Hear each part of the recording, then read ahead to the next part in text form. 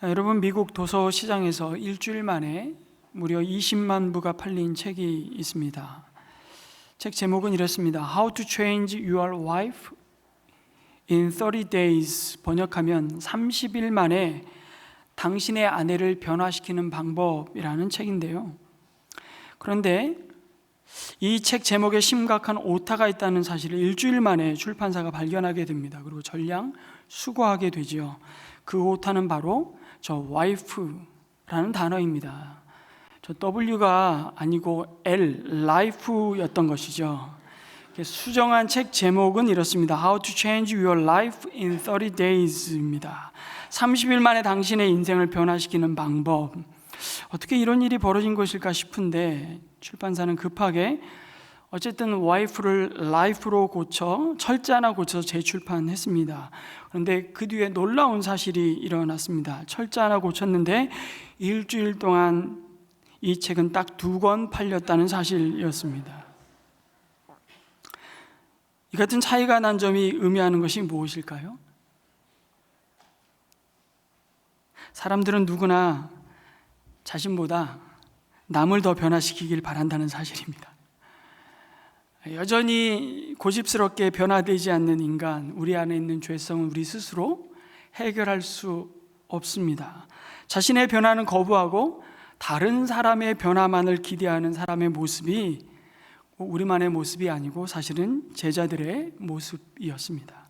예수님까지도, 그의 스승인 구원자이신 예수님까지도 그들의 구미에 맞게 변화되기를 원했던 제자들, 그런데 변할 것 같지 않던 그들이 거룩한 성령의 감동을 통해, 강림을 통해 어떻게 변화되었는지를 보여주시는 말씀이 사도행전의 역사입니다.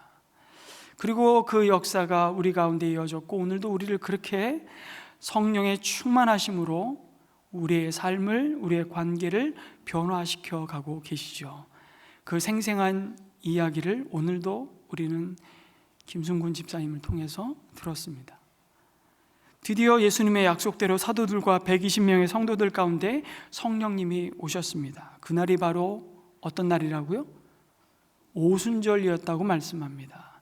여기 2장 1절에 오순절이 되어서라는 그 평범하게 그냥 지나쳐 갈 수 있는 이 단어 하나, 플레로오라는 단어인데요. 이거는 오순절이 때가 가득 찼다라는 의미입니다.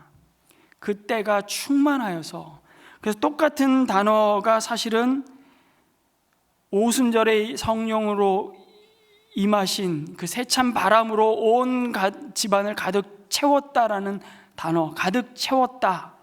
그리고 제일 밑에 보면 성령으로 충만하게 되었다. 이거 다 같은 단어입니다. 그러니까 오순절은 그저 어쩌다가 오순절이 되어서 성령이 오신 게 아니라 철저한 하나님의 계획 가운데, 섭리 가운데 성령이 오셨다는 것입니다. 우리 인생이 전적으로 하나님의 시간표 안에 있음을 보여주시는 사건입니다. 이제나 저제나 우리의 시간과 하나님의 시간이 다름으로 인해서 우리는 굉장히 갈등하고 조급할 때가 많은데, 하나님은 정확한 때에 하나님의 구원의 역사를 이루시기 위해 때가 참에 예수님을 보내셨고 때가 참에 성령 하나님을 보내시고 계시는 사건이죠. 우리 삶이 주님의 손 안에 있음을 기억하시기 바랍니다. 그럴 때 우리는 진정 세상이 줄 수 없고 빼앗을 수 없는 하나님이 오늘도 매일매일 부으시는 일용할 은혜와 평강을 누리며 그 안에서 하나님이 우리에게 맡겨주신 사명의 길을 걸어갈 수 있는 것이죠. 오순절을 한자로 풀면, 한자니까 다섯 오의 열흘 순자입니다. 이스라엘 백성이 애굽의 종살이에서 구원을 받은 것을 기념하는 6월절 이후에 50일째 되는 날이라는 의미로 붙여진 이름이 오순절입니다. 구약시대에는 그 6월절 이후 7주가 지난 다음 날이라 하여서 칠칠절이라고도 불렀습니다. 그리고 가나안 땅에, 그 약속의 땅에 그들이 정착하고 그 땅에서 나온 소산을 먹기 시작하면서 보리추수의 첫 열매로 하나님 앞에 감사의 제사를 드렸던 절기라 하여서 맥추절, 초실절이라고도 불렀습니다. 그러니까 성경에 오순절, 칠칠절, 맥추절, 초실절, 사실은 각각 다른 절기가 아니라 하나의 절기입니다. 그 절기를 표현하는 방법이 다 다른 것이죠. 한마디로 이 오순절은 유대인의 추수감사절이라 말할 수 있습니다. 그들이 유월절을 통해 얻은 구원의 감격과 기쁨이 오순절을 통해 감사로 피날레를 이루는 절기였죠. 그래서 많은 유대 순례자들은요, 유월절을 맞춰서 예루살렘에 왔다가 50일 이후에 있을 오순절까지 머물고 돌아가는 순례자들이 굉장히 많았습니다. 그리고 또 오순절 기간에 맞춰서 오기도 하고, 그러니까 오순절, 유월절, 오순절, 초막절은 유대의 3대 절기입니다. 가장 큰 절기죠. 당시 유대 역사가 어떤 요세푸스의 기록에 의하면 유월절 그리고 오순절에 이어지는 절기에 무려 200여만 명의 순례자가 예루살렘을 방문했다는 기록을 남기고 있습니다. 인구가 얼마였는지 생각해 보십시오. 그 별로 크지 않은 예루살렘 주변으로 200만의 순례자? 요즘 이슬람 교인들이 메카에 모일 때마다 엄청난 사실은 압사 사고가 일어나는 현장들을 보는데 못지않은 순례자들이 예루살렘을 찾았죠. 그런데 성령님 그 많은 무리들이 아니라 오직 성령이 오시기를 간절히 기다리며 기도하는 120여 명의 제자들 가운데 오순절이 되어서 임재하셨습니다. 왜 주님은 성령님을 오순절에 보내셨을까요? 오순절의 의미 가운데 우리가 찾는다면 바로 유월절 어린 양이 되셔서 죽으시고 자신의 피로 우리의 모든 죄를 속량하시고 부활하신 예수님이 이 땅에 오셔서 이루신 구원의 첫 열매인 교회를 주님께서 한 제물로 드리는 것입니다. 주님의 교회가 탄생했다는 것을 온 세상이 성령의 강력한 임재를 통해 보도록 하셨던 것이죠. 바로 교회의 생일을 기념하는 날로 삼으신 것입니다. 동일한 의미에서 우리 은혜샘물교회 역시 성령님의 첫 열매인 줄 믿습니다. 여러분, 우리는 우연히 왔다가 우연히 가는, 어쩌다가 그냥 은혜샘물교회에 발을 디뎌 놓은 것이 아닙니다. 하나님의 놀라운 섭리와 인도하심 가운데 우리는 그리스도 안에 한 가족이 되었고, 그래서 저는 노사연의 만남이라는 이 곡 얼마나 좋아하는지 몰라요. 우리의 만남은 우연이 아니야. 우연이 아니죠, 진짜. 우연처럼 보이지만 하나님의 필연이 우리의 삶을 늘 전우를 두르면서 우리의 만남 속에 오늘도 하나님의 이야기를, 구원의 이야기를 써내려가고 계시는 겁니다. 그렇게 우리는 은혜의 샘물 교회를 이루었습니다. 그리고 부활의 증인들인 교회를 통해 본격적인 영혼 구원의 영적 추수가 일어나는 은혜의 시대가 시작되었음을 온 세상에 선포하는 것입니다. 추수를 감사하며 이 땅에 소산을 내실 그 하나님을 기억하며 초실절로 드렸던 절기였습니다. 그리고 그 절기에는 놀랍게도 그 당시에 이미 유대인 가운데 들어와 있던 고아와 과부와 객, 이방인 나그네까지도 그 초실절 제사의 자리에 참여했다는 사실입니다. 놀라운 사실 아닙니까?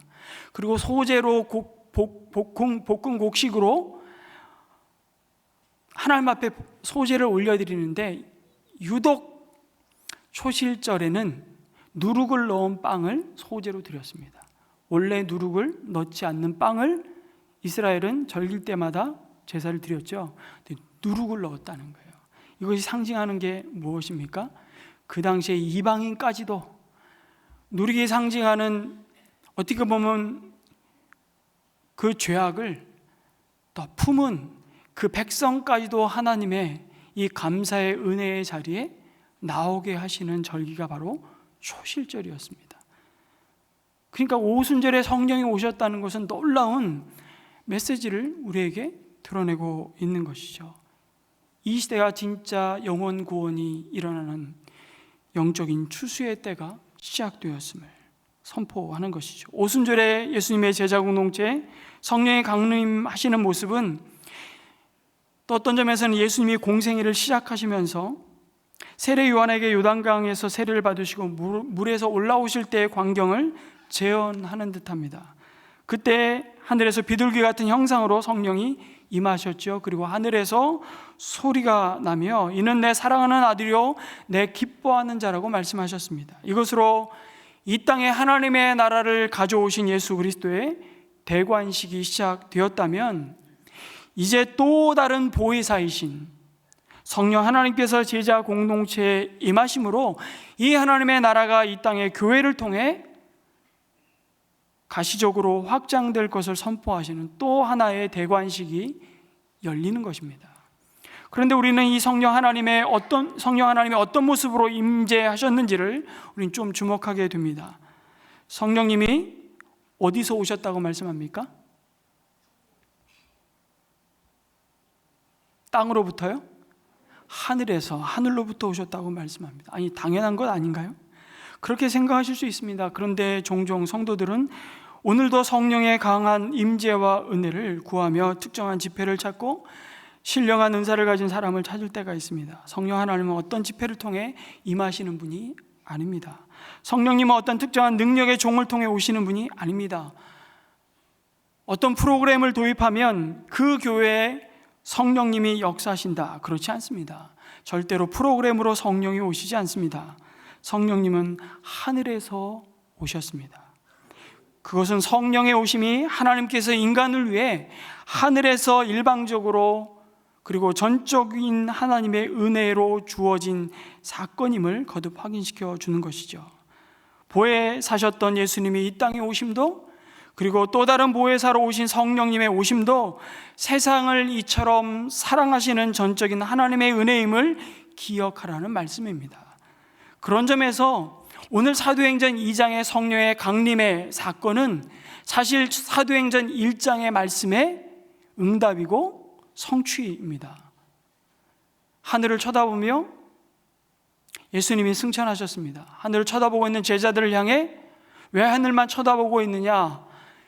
너희가 바라본 주님은 하늘로 올라가심 그대로 오시리라. 물론 그 약속은 이제 심판의 주로 다시 오실 재림, 다시 오실 주님을 바라보게 하는 것이지만 동시에 또 다른 보혜사 예수의 영이라고 말씀하시는 성령이 이미 그들 가운데 오시는 사건으로 이중적으로 성취가 되고 있는 역사인 것이죠. 뿐만 아니라 1장 8절에 예루살렘과 온 유대와 사마리아 땅끝까지 이르러 내 증인이 되리라 말씀하신 그 약속이 어떻게 성취되고 있습니까? 땅끝으로 그들은 한 발짝도 나가본 사람들이 아닙니다. 팔레스타인을 벗어났던 적이 없던 사람들, 그런데 땅끝이 그들 가운데 오고 있음을 통해서 그들이 땅끝의 언어로 하나님의 크신 일을 말하게 하심으로 땅끝에 이미 생명의 복음이 전해지고 있음을 이루시는 놀라운 성취의 사건이죠. 그러면서 하늘로부터 오신 성령님을 우리가 묵상할 때, 하늘 위로부터 부어주신 그 은혜를 생각할 때마다 이 땅을 순례자로 살아가는 우리가 돌아가야 할 곳이 어디이고 무엇을 추구하며 살아야 하는 자들인지를 확인시켜 주십니다. 그래서 골로새서 3장 1절과 2절에 이렇게 우리에게 권면하시죠. 같이 읽습니다. 시작. 그러므로 여러분이 그리스도와 함께 살려주심을 받았으면 위에 있는 것들을 추구하십시오. 거기에는 그리스도께서 하나님의 오른쪽에 앉아 계십니다. 여러분은 땅에 있는 것들을 생각하지 말고 위에 있는 것들을 생각하십시오. 여러분, 그것이 이스라엘 백성이 광야에서 누렸던 은혜였습니다. 풀 한 폭이 나지 않는 광야에서 그들은 하늘로부터 내려주시는 일용할 만나와 메추라기로 살았습니다. 길없는 광야에서 하늘을 향해 있는 불과 구름 기둥을 바라봄으로 하나님의 인도하심과 보호하심을 받았던 사람들이었죠. 그것처럼 이제 우리는 예수 그리스도 안에서 살아가는 우리 또한 매일매일 위로부터 부어주시는 일용할 은혜로 살아가는 자들임을 잊지 말라는 것입니다. 그래서 주님은 그 성도들을 향해서, 제자들을 향해서 너희는 이렇게 기도하라고 가르쳐 주셨습니다. 오늘날 우리에게 일용할 양식을 주옵소서. 우리가 우리에게 죄 지은 자를 사하여 준 것 같이 우리의 죄를 사하여 주옵소서. 우리에게 필요한 일용할 용서를 구하라고 말씀하시고, 우리를 시험에 들게 하지 마시고 다만 악에서 구하옵소서. 우리에게 일용할 보호하심이 필요하다는 사실을 우리에게 가르쳐 주시죠. 우리가 무엇을 기도해야 할지 알지 못할 때에도 말할 수 없는 탄식으로 성령이 우리 안에서 우리를 위해 기도하신다고 말씀하십니다. 그 일용할 양식과 일용할 용서와 일용할 보호하심이 없이는 살아도 산자가 아님을 깨닫게 하시는 것이요, 그것이 하늘로부터 우리 가운데 계신 성령께서 우리 안에 오늘도 행하시는 놀라운 은혜입니다. 오순절에 성령은 갑자기 오셨다고 말씀하죠. 지나칠 수 있는 말입니다. 갑자기, 호련히, 기대치 않았던 것이죠. 오순절의 성령 강림은 하나님의 놀라운 섭리와 계획 가운데 놓여진 시간이었습니다. 그러나 제자들은 성령님이 오실 것을 기다리며 기도했지만 오순절에 이와 같은 방식으로 임하실 것이라고는 전혀 예상하지 못했습니다. 여기서 우리는 성령님을 향한 우리의 모습을 엿볼 수 있습니다. 성령님은 우리가 통제할 수 있는, 우리가 원하는 때 언제든지 끌어다 쓸 수 있는 파워, 힘이 아닙니다. 성령은 내가 가져다 쓸 수 있는 어떤 능력의 도구가 아닙니다.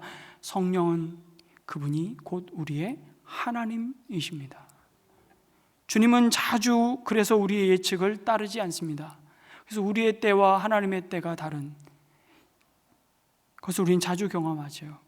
그것은 우리로 하여금 하나님의 뜻을 전적으로 따라가야 하는 법을 배우게 하시는 주님의 일하시는 방법입니다. 그것은 우리를 교만으로부터 지키시는 하나님의 은혜입니다. 우리는 조금만 내 기도한 대로, 내가 원하고 바라고 기도한 대로 응답하시고 하나님이 일하신다고 생각하는 순간 교만해지고 맙니다. 우리가 바람을 잡을 수 없고 통제할 수 없듯이, 그러나 성령 하나님은 인간의 조종과 통제의 대상이 아니십니다. 이것이 복음과 종교의 차이이죠. 우리는 자꾸 하나님과 거래를 하려고 합니다. 내가 이렇게 주님 할 테니 하나님도 이렇게 제 소원을 들어주셔야만 합니다. 그래서 내가 예측 가능하고 내가 컨트롤할 수 있는 대상으로 만들죠. 내가 선교를 위해서 이런 섬김을 했더니 사업이 참 잘 풀리더라. 그래서 이번에도 내가 선교사님을 돕습니다. 그런데 사업이 잘 되지 않는 겁니다. 공식이 깨진 겁니다. 그것이 갑자기 호련히 임재하시는 성령님의 모습입니다. 성령의 임재는 정말 소중하죠. 우리가 늘 사모하고 성령의 충만을 기도해야 합니다. 누가복음 11장 13절에 그래서 우리로 하여금 이렇게 아버지의 마음을 보여주시죠. 한번 같이 읽겠습니다. 시작. 너희가 악할지라도 너희 자녀에게 좋은 것들을 줄 알거든 하물며 하늘에 계신 아버지께서야 구하는 사람에게 성령을 주시지 않겠느냐. 믿으십니까? 아멘. 우리는 성령의 충만하심을 간절히 사모하며 구해야 합니다. 하지만 동시에 긴장이 있죠. 인간이 생각하는 어떤 틀에 하나님을 집어넣을 수는 없습니다. 하나님은 우리가 오라고 하면 오고 가라고 하면 가는 분이 아니십니다. 성령 하나님은 그의 뜻 가운데 자유롭게 행하시는 우리의 하나님이십니다. 영적인 프로그램으로 성령의 임재를 만들어낼 수 없습니다. 우리가 이 임재를 사모하고 간절히 모여서 기도하는 것이 정말 필요하지만, 그러나 더 중요한 것은 성령이 우리 안에서 자유롭게 일하시도록 우리의 삶을 그분께 온전히 맡겨드리는 순종이 중요한 것입니다. 성령님은 내가 부릴 수 있는 대상이 아니라 우리 안에 오셔서 예수님을 믿게 하시고 우리를 하나님의 새로운 피조물로 다시 태어나게 하십니다. 우리를 거듭나게 하셨죠. 그리고 예수님의 뜻과 영광을 위해 살아가도록 우리를 오늘도 도우시는 하나님이십니다. 그리고 성령은 예수의 영이시기에 우리의 삶을 통해 예수님이 드러나도록 우리 가운데 일하시는 분이십니다. 우리가 오직 요구할 것은 성령 하나님 역사해 주시옵소서, 겸손하게 요청하는 것밖에 없음을 깨달으시길 바랍니다. 오순절에 바로 이 성령님은 어떤 모습으로 임재하셨습니까? 세찬 바람이 부는 듯한 소리로 임하셨습니다. 성령님은 하나님의 숨이십니다. 하나님의 호흡이십니다. 하나님은 사람을 지으실 때 흙으로 빚으시고 창세기 1장 7절에 보니까 이렇게 말씀하십니다. 주 하나님이 땅의 흙으로 사람을 지으시고 그 코에 생명의 기운을 불어 넣으시니 사람이 생명체가 되었다고 말씀하십니다. 사람이 사람일 수 있는 이유는 하나님의 생기가 불어넣어진 존재이기 때문입니다. 그래서 하나님의 영이 떠나면 살았으나 실상은 죽었다고 말씀하시는 이유가 바로 그것입니다. 여러분, 인생이 하나님의 품을 떠나 죄 아래에 사로잡혀 있을 때 에베소서 2장 말씀은 이렇게 우리에게 말씀하시죠. 죄와 허물로 죽을 수밖에 없는 인생이 아니라 이미 죽었던 인생이라고. 그 죽었던 자들을 다시 살리시기 위해 예수님이 오셨습니다. 그리고 죽음을 이기시고 부활하셔서 제자들을 만나시며 놀라운 말씀을 주시죠. 두려움에 떨고 문을 꼭 닫고 마가 요한의 다락방에 숨죽이고 있었던 제자들을 향해 시간과 공간을 초월해서 부활의 몸으로 제자들을 찾아오셔서 평안하냐? 평안할지어다 말씀하시고 그들에게 요한복음 20장 21절 이하는 이렇게 말씀합니다. 예수께서 다시 그들에게 말씀하셨다. 너희에게 평화가 있기를 빈다. 아버지께서 나를 보내신 것 같이 나도 너희를 보낸다. 이렇게 말씀하신 다음에 그들에게 숨을 불어 넣으시고 말씀하셨다. 성령을 받아라. 성령을 받아라. 그래야 너희들이 산다. 성령님이 거하는 그 성도는 이제 하나님의 숨으로 사는 자들입니다. 하나님의 생명으로 사는 자들입니다. 성령의 바람은 죽은 우리 영혼을 소생시키십니다. 마른 막대기와 같은 마른 뼈들을 향해 동일하게 에스겔 선지자는 이렇게 외치라고 명령을 받습니다. 에스겔 37장 3절에서 6절. 그가 내게 물으셨다. 사람아, 이 뼈들이 살아날 수 있겠느냐? 내가 대답하였다. 주 하나님 주님께서는 아십니다. 그러자 그가 내게 말씀하셨다. 너는 이 뼈들에게 대언하여라. 너는 그것들에게 전하여라. 너희 마른 뼈들아, 너희는 나 주의 말을 들어라. 나 주 하나님이 이 뼈들에게 말한다. 내가 너희 속에 생기를 불어넣어 너희가 다시 살아나게 하겠다. 내가 너희에게 힘줄이 뻗치게 하고 또 너희에게 살을 입히고 또 너희를 살갗으로 덮고 너희 속에 생기를 불어넣어 너희가 다시 살아나게 하겠다. 그때야. 같이 읽습니다. 시작. 비로소 너희는 내가 주인 줄 알게 될 것이다. 성령이 우리 안에 들어오시지 않는 한 우리는 하나님을 주인으로 알 수 없습니다. 오늘 이 자리에 우리는 예배드릴 수 없고 주의 이름을 부를 수 없습니다. 우리가 성령 세례를 받은 자인지 아닌지 어떻게 알 수 있습니까? 성령이 아니고서는 주의 이름을 부를 자가 없다고 말씀하셨습니다. 성도 여러분, 성령의 바람이 불어올 때만 주님의 교회는 생기가 있고 은혜가 있는 줄로 믿습니다. 교회 건물이 아무리 좋아도 여러분, 제 목소리를 이렇게 확장해서 여러분 귀에 이렇게 생생하게 또렷하게 전달되는 음향시설이 아무리 좋아도 뜨거운 찬양과 예배가 드려져도 성령의 바람이 불지 않는다면 생명의 열매는 맺을 수 없습니다. 마른 막대기입니다. 우리 교회에 성령의 바람이 불기를 소망합니다. 성령의 바람이 예배 때마다 불어오기를 간절히 기도합니다. 그런가 하면 우리는 그 성령 하나님을 불같은 형상으로 임재하시는 성령 하나님을 만나게 됩니다. 여러분, 구약에서 불은 하나님의 임재를 상징했습니다. 미디안 광야에서 양치기 하던 모세 앞에 실패한 인생, 소명을 다 잃어버린 그 모세를 향해 가시떨기 나무에 타지 않는 불꽃으로 찾아오시고 그를 거룩해 하시고 그에게 새로운 소명을 주셨습니다. 이스라엘 백성을 불기둥으로 인도하셨습니다. 시내산에서 주님은 불로 임재하시며 그들에게 하나님의 말씀을 선물로 주셨습니다.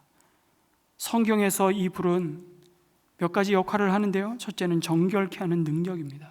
모든 죄와 더러운 것을 태워버리고 깨끗게 하시는 능력이 불에 있습니다. 그래서 성령이 임하실 때 항상 동반되는 놀라운 현상이 뭔 줄 아십니까? 죄에 대해 민감해진다는 사실입니다. 우리의 죄에 대해, 이것이 죄가 죄라고 여기지 않았던 우리의 강팍함이 깨어지고 죄에 대한 철저한 회개가 일어난다는 사실이죠. 하나님은 절대 거룩하지 않은 사람은 쓰실 수 없기 때문입니다.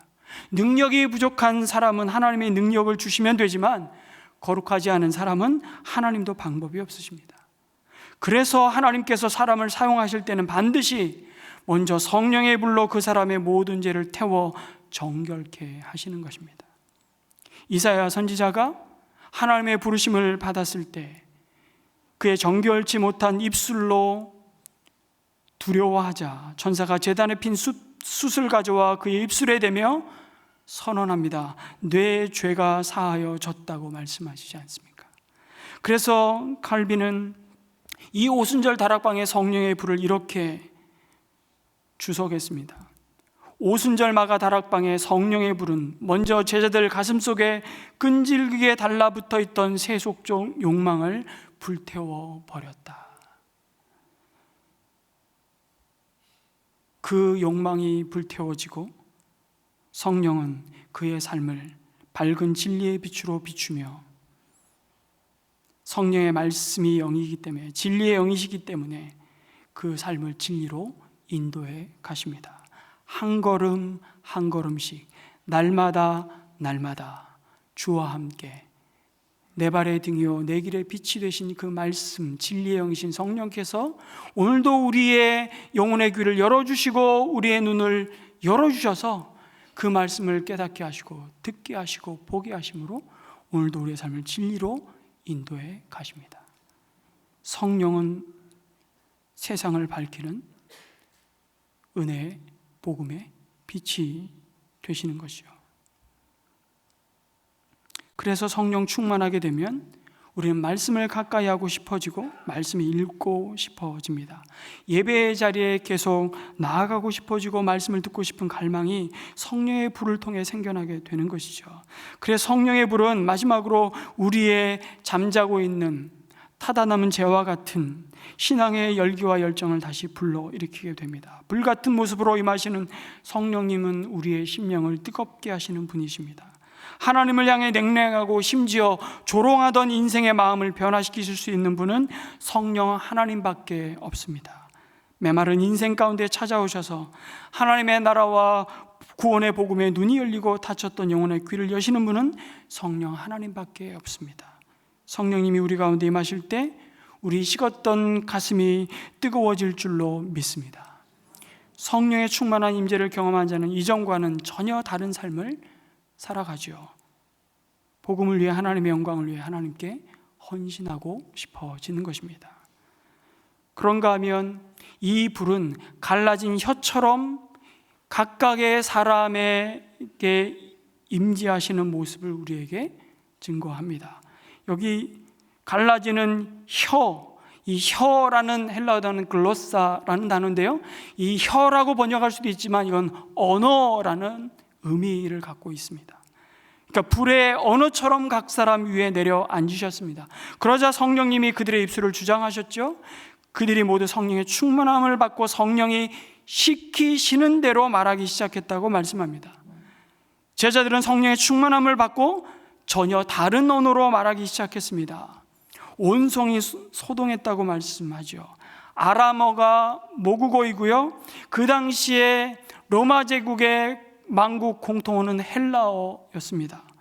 그러니 제자들은 겨우 헬라어나 간신히 구사할 줄 아는 갈릴리 촌부들이 이처럼 다양한 외국어를 더듬거리지 않고 자유자재로 구사하는 것은 이해할 수 없는 초자연적인 신비였습니다. 그들의 말은 오순절 기간 동안 온 로마 제국에 흩어져 살던 디아스포라 유대인과 유대교로 개종한 경건한 사람들이 살던 15개의 국의 언어들이었습니다. 충격적인 것은 말씀드린 대로 120명의 주님의 제자들이 한 번도 각 나라의 말을 배운 적이 없었다는 사실입니다. 도대체 이 언어는 무슨 언어일까? 고린도전서 12장에 언급하고 있는 방언하고는 분명히 다른 것입니다. 그 방언은 기도의 언어잖아요. 성령이 우리에게 주신 귀한 공동체를 세워가기 위해서 주신 은사 가운데 하나는 방언, 귀한 은사입니다. 그런데요, 이 천사의 언어, 하나님만이 알아들으시는 기도의 언어는 하나님과 나만 소통되는 언어입니다. 그래서 반드시 너희가 방언할 때 통역하라고 말씀하죠. 1만만의 방언보다 한마디의 예언이 하나님의 말씀을 대언하는 것이 더 귀한 믿음이라고 말씀하십니다. 분명히 성령 세례를 받고 그 충만하심을 따라 제자들이 말하기 시작한 방언은 땅끝의 언어였습니다. 땅끝에서 내 증인이 되리라고 말씀하신 예수님의 약속이 그렇게 성취되고 있는 것이죠. 지리적인 장벽을 넘어 언어적, 문화적, 사회 계층의 모든 장벽과 담을 넘어서는 것입니다. 성령님이 오셔서 말이 안 통하는 그 사람들, 그 대상들을 향해 저들 말고 우리끼리 그렇게 담을 쌓고 있는 우리의 교만을 깨뜨리십니다. 이것은 창세기 11장의 바벨탑의 심판과 저주를 뒤집는 사건이었죠. 언어가 혼잡게 된 역사가 끝이 나고 새로운 시대가 시작되었음을 온 세상에 드러내는 것입니다. 여러분, 바벨탑이 뭡니까? 창세기 11장 바벨탑 사건 기억하십니까? 인간이 탑을 쌓아서 자기의 이름을 내고 하늘에 올라 흩어짐을 면하겠다는 시도였습니다. 다시는 홍수로 인한 심판을 당하지 않겠다는, 내가 다시는 이렇게 당하고 있지만은 않으리, 그 인간의 교만이 만든 작품이 바벨탑입니다. 그런데 그 교만과 함께 꼭 뭐가 함께 가냐면 바로 여기가 세상의 중심이야. 내가 세우는 이곳이 세상의 중심이라고, 자기 중심주의가 함께 가는 거죠. 그래서 인간의 교만은 늘 제국주의로 나타납니다. 지금은 제국주의라고 하는 영토 침략은 안 해도요, 여전히 우리 가운데 문화적인 제국주의가 있죠. 우리 문화가 더 좋은 문화고 우월한 문화고, 그래서 상대적으로 다른 문화를 깔보고 무시하는 태도, 이게 바벨론의 문화입니다. 그 바벨탑의 교만을 하나님은 언어를 혼잡케 하심으로 심판하셨습니다.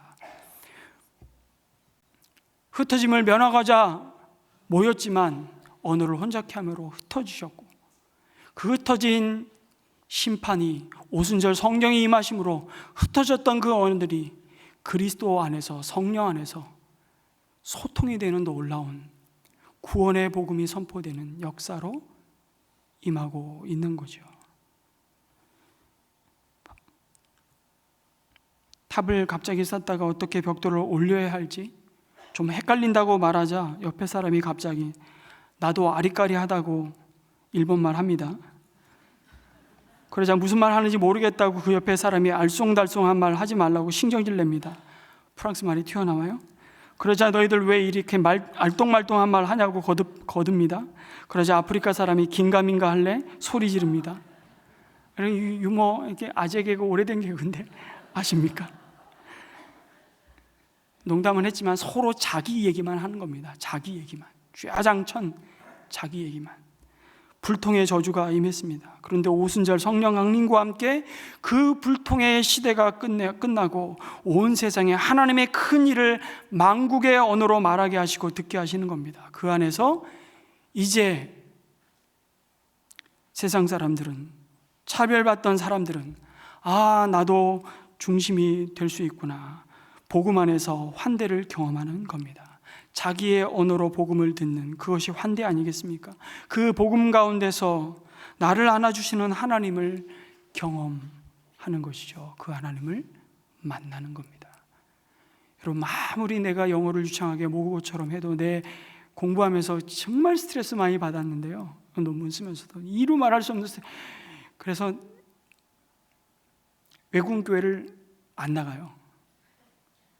오히려 내가 하나님의 말씀만큼은 내 모국어로 듣고 싶어서 한국인 교회를 찾아가는 겁니다. 그게 환대예요. 그게 환대. 복음 안에서 진정한, 진짜 하나님의 맞아주심을 경험하는 것이죠. 지금 절기를 지키기 위해서 천하만국에서 온 하나님의 사람들이 이 경험을 하고 있는 겁니다. 성령의 사람들은 여러분, 소통이 잘 되는 사람들인 줄 믿으시기 바랍니다. 성령이 주시는 새로운 언어를 쓰기 때문이죠. 이 말은 무슨 특별한 방언이나 예언이 아닙니다. 성령이 주시는 언어는 참 쉽고 단순합니다. 하늘의 언어인데 여러분도 충분히 할 수 있는 말입니다. 감사합니다. 사랑합니다. 미안합니다. 다 제 잘못입니다. 용서해 주세요. 이런 성령의 언어는 자기를 부인하지 않으면 절대 나오지 않는 말이죠. 자아가 펄펄 살아있으면 절대 이런 말 쓸 수 없습니다. 그래서 성령 충만한 사람의 특징이 뭔지 아십니까? 이 혀가 하나님의 통제하에 있다는 것입니다. 성령 충만한 사람들은 자기 마음대로, 자기 기분대로, 자기 고집대로, 자기 혈기대로 말하지 않습니다. 성령 충만한 사람들은 성령이 말하게 하심을 따라 성령이 시키는 대로 말하는 사람들이라고 오늘 말씀하잖아요. 그 말은 영혼을 살리는 말일 수밖에 없습니다. 생명을 전하는 말입니다. 분열과 다툼과 비난과 정죄의 말이 아니라 소망과 감사와 사랑의 언어입니다. 거룩한 성령이 우리의 입술을 주장할 때 우리 입에서 나오는 말은 거룩한 말입니다. 진리의 말입니다. 성령 하나님은 진리의 영이시기 때문이죠. 그래서 성령조차 살 때, 성령으로 충만할 때 나오는 언어는 바로, 다시 할까요? 감사합니다. 고맙습니다. 사랑합니다. 힘내십시오. 뭐 필요한 거 없으십니까? 제가 도와드릴게요. 먼저 하십시오. 제가 이해합니다. 당신을 위해 기도하고 있습니다. 이런 언어인 것이죠. 이런 언어를 자주 사용해 보십시오. 소통이 안 될 리가 없습니다.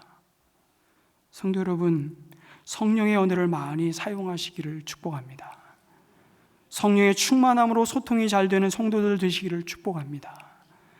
죄는 불통을 가져오고 통하지 않으면 인생이 고통스럽잖아요. 그러나 성령 충만한 소통을 가져옵니다. 그래서 성령 충만을 우리는 구해야 하는 것이죠.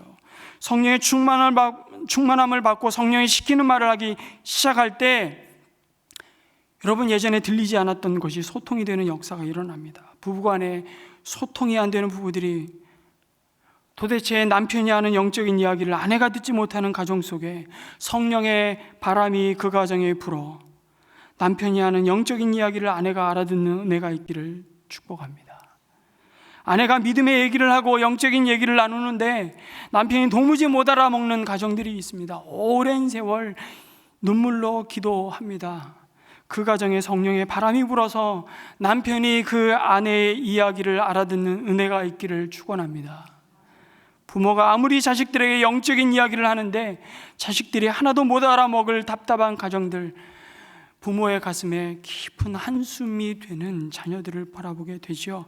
그 가정에 성령의 바람이 불어서 자식들과 소통되는 은혜가 있기를 주님의 이름으로 축원합니다. 그러려면 이제부터 성령의 말하게 하심을 따라 말을 하는 순종이 필요합니다. 저는 그것이 부모님이 입을 열어 자녀들에게 진리의 영이신 성령께서 가르쳐 주신 그 진리의 말씀으로 자녀들에게 가르치는 일이라 믿습니다. 우리는 이 자녀들이 세상에서 무시받지 않게 하기 위해서 다 조기교육 시킵니다. 과외시키죠. 영어, 수학, 과학, 사회, 줄넘기부터 시작해가지고 줄줄이, 피아노는 기본이고, 우린 하루라도 더 빨리 선행학습 시킵니다. 그래야 무시받지 않고. 근데 여러분, 성경 과외 해보셨습니까? 성경 과외는 남이 시켜줄 수 없습니다. 부모만이 자식들에게 할 수 있는 사명이고 부르심입니다. 자녀에게 하나님의 큰 일을 말씀해 보시지 않겠습니까? 제가 2월 첫째 주에 온 세대 드림 예배 때 썼던 목회 편지를 이번 주에 다시 실으라고 했어요. 왜냐하면 이게 이제 다 고향 내려가셔서 제 목회 편지 안 읽고 올리브 블레싱이 뭔지도 모르시고 올리브 블레싱 플러스로 우리를 초대하시는, 저는 다른 게 아니고 제발 이 자녀들 더 늦기 전에 우리 부모님이 성경 과외 좀 하시라고 도와드리겠다고. 여러분, 올 한 해 우리 가정에, 우리 자녀와의 관계 속에 이 거룩한 성령의 바람이 불어서 진리의 말씀이 부모의 입을 통해 자녀들에게 전수되는 놀라운 축복과 은혜가 있기를 주님의 이름으로 축원합니다.